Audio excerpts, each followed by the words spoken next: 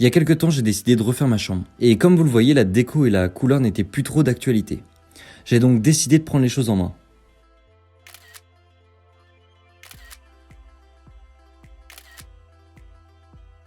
Dans un premier temps, il fallait mesurer la pièce. Et pour ça, j'ai utilisé Magic Plan, qui est une application qui permet de mesurer les espaces en 3D grâce à la réalité augmentée de l'iPhone. Ensuite, une fois qu'on avait les dimensions, il fallait trouver des idées. Et là-dessus, j'ai vraiment galéré. Car je voulais créer deux espaces bien distincts, un espace nuit et un espace bureau. Et faire ça dans 11 mètres carrés, je vous assure que c'est pas facile. Avec ma copine, on a commencé à regrouper nos idées sur papier et elle m'a fait des moodboards qui ont évolué au fur et à mesure et qui rassemblaient toutes les idées qu'on avait.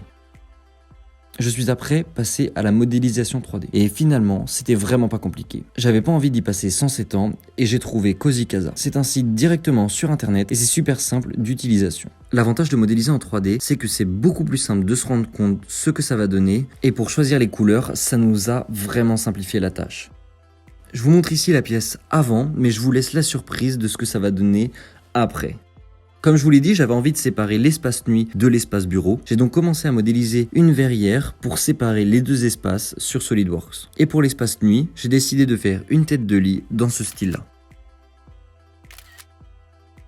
Je ne vous en dis pas plus, vous allez découvrir ça tout au long de la vidéo. Allez, un petit tour chez Leroy Merlin et on s'y met.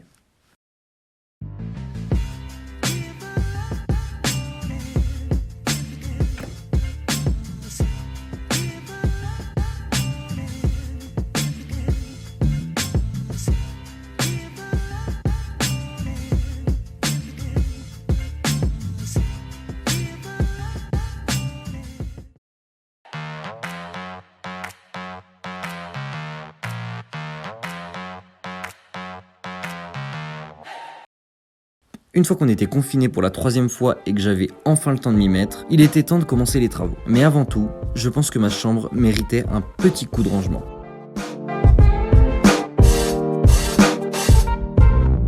Donc là on a fini de tout ranger et en fait ce qu'on va faire c'est qu'on va s'attaquer à toutes les plaintes ici sur le bord. On a commencé à en enlever quelques-unes ici afin de pouvoir obtenir une couleur unie à la fin quoi, voilà, tout simplement.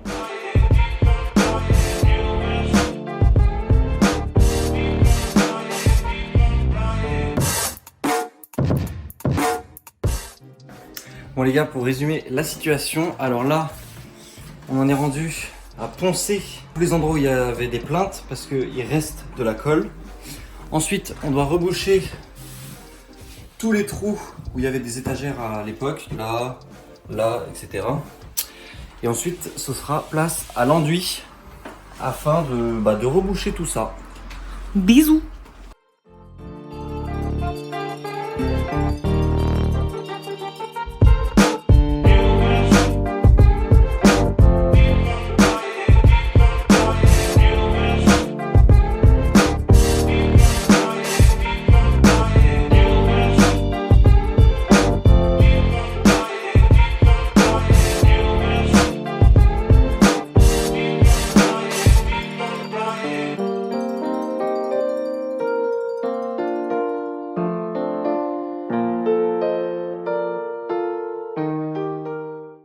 Donc là je vous explique la prochaine étape. Ici j'avais 3 prises qui seront après les travaux inaccessibles parce qu'on aura la verrière qui viendra juste ici. La manipulation que je dois faire là, c'est que je dois découper le placo au bout, retrouver la gaine pour les prises et ressortir les prises là-bas et reboucher ce trou là. C'est tout un beau programme.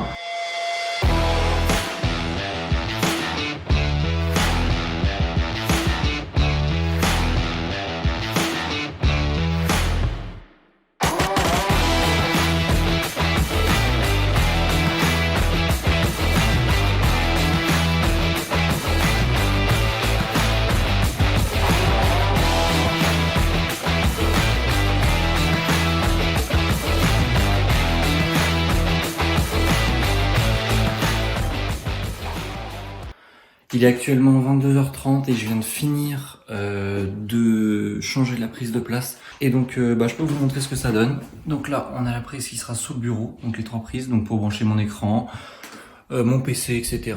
Très bien. Ici j'ai rebouché et en fait on va mettre une prise là où il y a le bloc, comme ça si jamais pour l'aspirateur ou les choses comme ça. Donc voilà, On se retrouve demain pour la suite.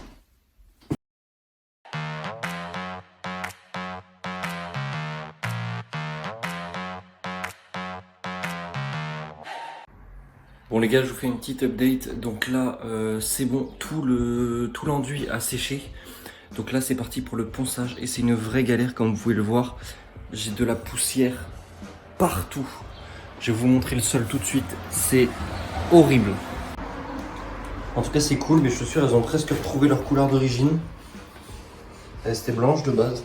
Donc ça, c'est le point positif de la poussière.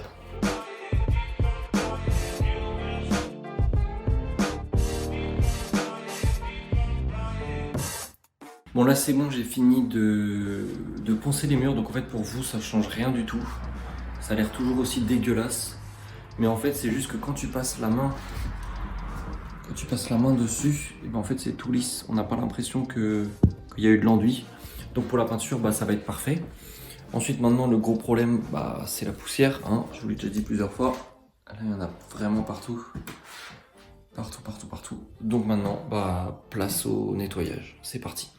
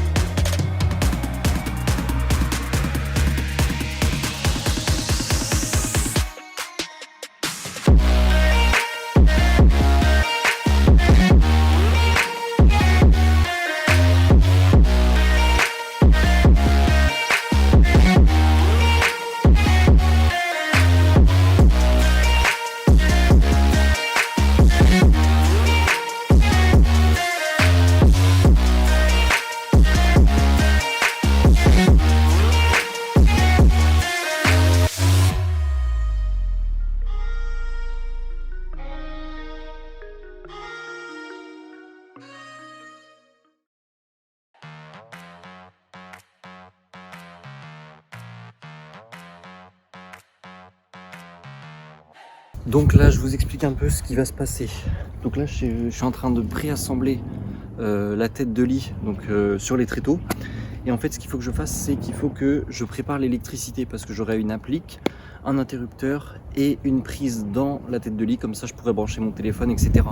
Et donc là ce que je dois faire, c'est que je dois préparer l'électricité et rejoindre toute l'électricité à l'intérieur de ce bloc là, comme ça si jamais un jour il y a un problème, et j'ai juste à ouvrir ce bloc là et chercher l'erreur. Donc voilà, on fait ça tranquillement et on se retrouve juste après.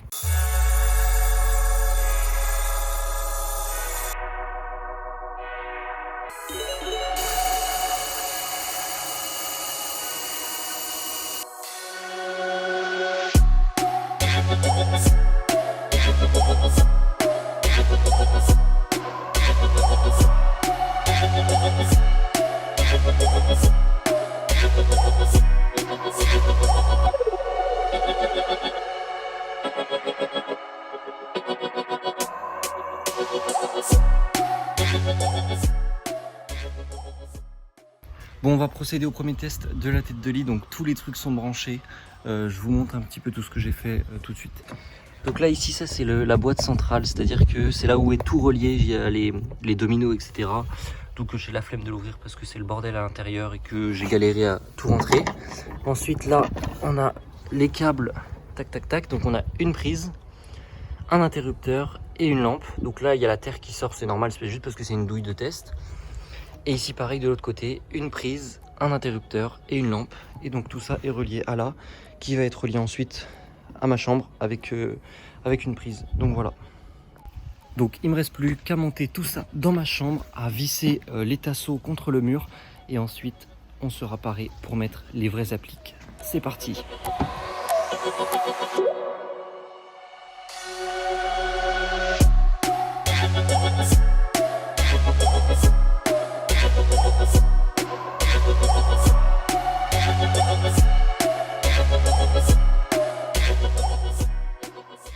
Ok les gars, donc là je viens de finir d'assembler toute la tête de lit. Donc je tenais à filmer si jamais il y a un échec, mais on croise les doigts pour qu'il y ait une réussite. Donc là je viens de mettre les appliques avec les ampoules à l'intérieur et je vais brancher la tête de lit grâce à cette prise. On croise les doigts que ça va marcher. On y croit, c'est parti.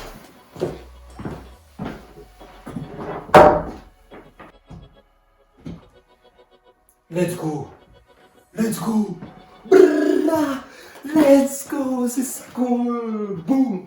Vous voulez de la lumière? Ok, c'est bon. Oh, flemme, hein, j'ai plus trop envie de lumière. Ouais, là non plus, je pense. J'ai plus trop envie de lumière. Oh. Let's go! Ok, maintenant, test des prises. Test des prises. Attention, c'est parti. Première prise. Let's go! Deuxième prise. Boum! Let's go! Let's go! Bon bah voilà. C'est une grande réussite. Je suis trop chaud en électricité. U égale RI, la loi des nœuds, la loi des mailles, tout ça, ça me connaît comme vous pouvez le voir. C'est ciao. Ok les gars, je viens d'ajouter le détail qui tue. Regardez-moi ça. Attention, vous êtes prêts? Are you ready? Boum! Oh là là, comment ça pète sa mère. Regardez-moi ça. C'est incroyable. Bon là, les LED sont vraiment en bordel. Après, je vais mettre une tablette bien propre derrière. Mais juste, ça fait tout. Ça fait tout. C'est incroyable. Vraiment, trop content. Donc là, on vient d'installer le lit et la tête de lit. Et vraiment, c'est incroyable. C'est monumental. Que dis-je? Trop beau. Vraiment, je suis fan. Donc, je vous montre tout ça tout de suite.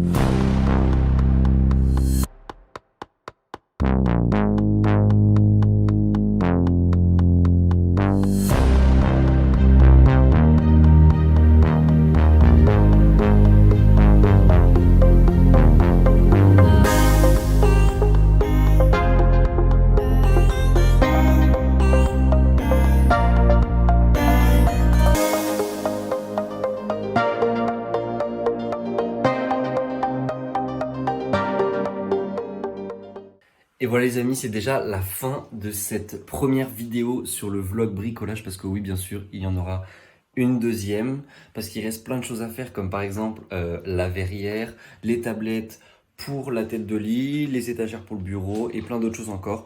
Donc on se retrouve pour une deuxième vidéo qui arrive très bientôt.